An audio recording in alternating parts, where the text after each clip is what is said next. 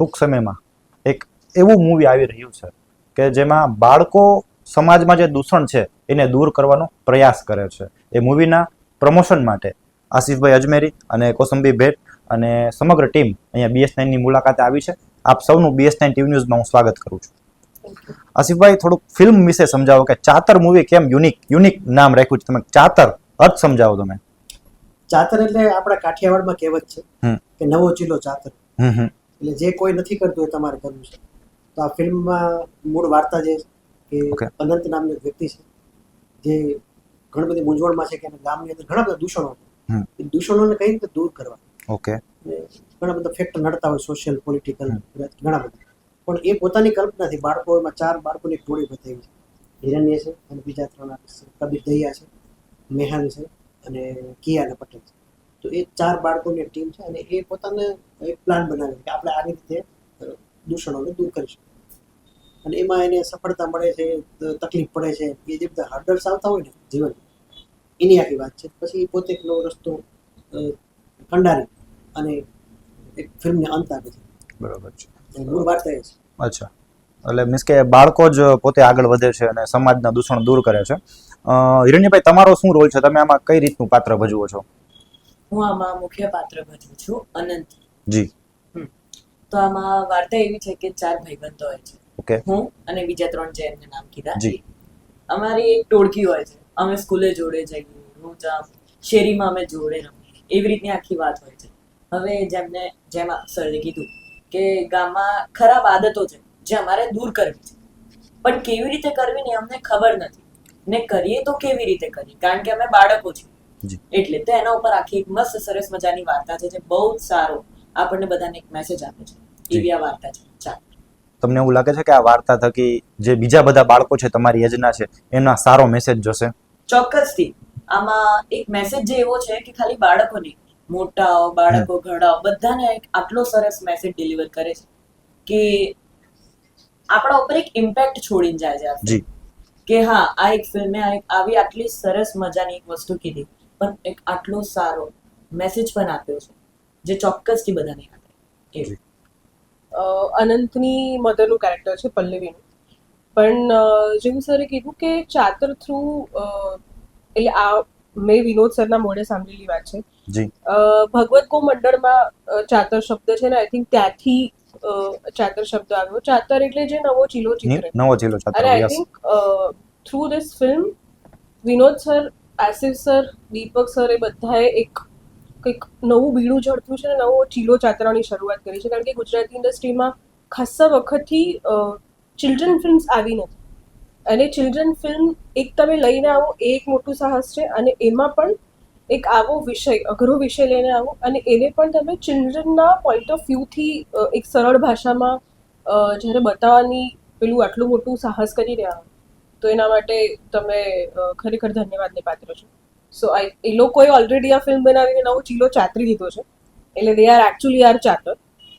પણ હા, આ ફિલ્મમાં જેવું આણે કીધું કે બાળકો અલગ અલગ, એ લોકોને જે દૂષણ કાઢવું છે ફિલ્મમાંથી, એના માટે થઈને ટ્રાયલ એરર કરીને અલગ અલગ રસ્તાઓ શોધે છે. એક રસ્તો ફેલ થાય તો પછી બીજો રસ્તો શોધે છે.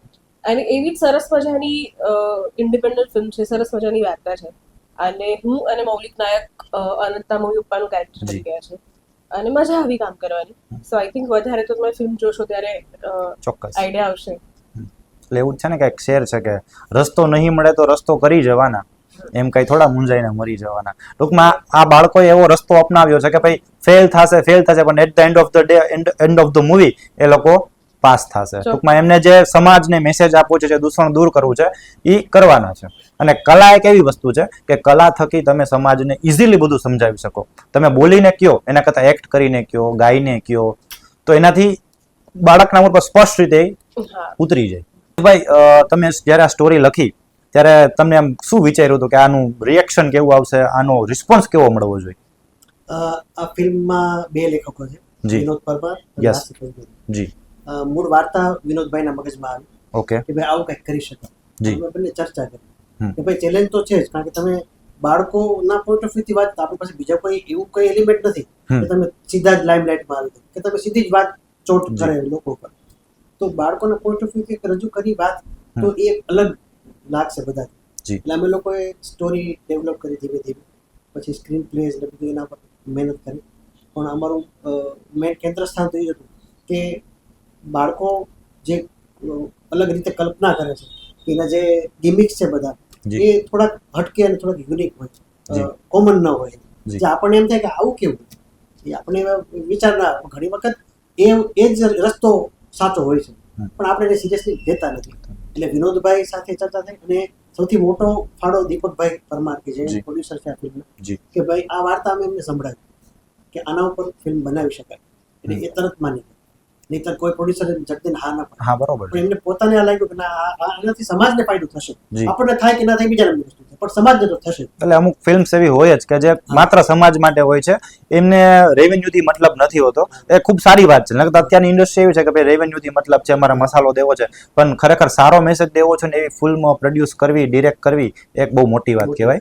અને આપણી ઇન્ડસ્ટ્રીમાં એવા ઘણા બધા કલાકારો છે કે જે આવી ફિલ્મને પ્રમોટ કરે છે, પ્રોડ્યુસ કરે છે, એનાથી સમાજને પણ સારો મેસેજ જાય. અને આઈ થિંક તમે જે રીતના કીધું, આ ફિલ્મ આખા પરિવાર સાથે જોવાની ફિલ્મ છે. માતા પિતાથી લઈને બાળકો સુધી, વૃદ્ધો સુધી બધાને મજા આવશે. આ ફિલ્મમાં રાજકોટના એક કલાકાર શ્વેતાબેન પટેલ જે ડેબ્યુ કરવા જઈ રહ્યા છે, તેમને પૂછે કે આમાં તમારો શું રોલ છે? મારો રોલ અનંતની બેનનો છે. જ્યારે રૂટીન લાઈફમાં એવું છે કે નાનો ભાઈ હોય એની મોટી બેન પાસે દર વખતે સલાહ લેવા જાય કે એને પોતાની મનની વાત કહી શકતો હોય. એવી રીતે અનંત પણ મને એના મનની વાત કહે છે અને મારાથી જેટલું બની શકે એટલું એને સપોર્ટ કરું છું. અને મારી વ્યથા સમજે છે. એક નાનો બાળક થઈને પોતાની મોટી બેનની વ્યથા સમજવી એ બહુ વધારે જ અઘરી વાત છે, પણ આ ફિલ્મમાં એ બહુ જ સરળ રીતે અને સુંદર રીતે દર્શાવેલું છે. અને ક્યાંક એવી ટ્રાય છે મારી, પાયલની ટ્રાય છે કે અનંતને હેલ્પ કરે અને સમાજને કંઈક નવું જ દેખાડે અને વિચારો આપે પોતાના. જી આસિફભાઈ, આજના યુગમાં માની લો કે પૈસા જ બધું છે, મા બાપ બાળકોને એવા વર્કમાં ફોર્સ કરતા છો કે તમે આ વર્ક કરો, આ ભણો, આનાથી તમારી ઇન્કમ થશે, તમારી લાઈફ સેટ થશે, પણ કલા તરફ ઓછા લોકો જોવે છે, એવો મેસેજ આ પિક્ચરમાંથી જાય છે. એટલે કલા તો નહીં, પણ કોઈ પણ યોગ્ય રસ્તો એમ, કોઈ પણ એવો રસ્તો કે જે તમને તમારા આત્મસંતોષ મળે, તમને કંઈક સારું કામ કર્યાનો આનંદ મળે, બીજાને મળે, બીજા માટે તમે કામ કર્યું એ આનંદ મળે.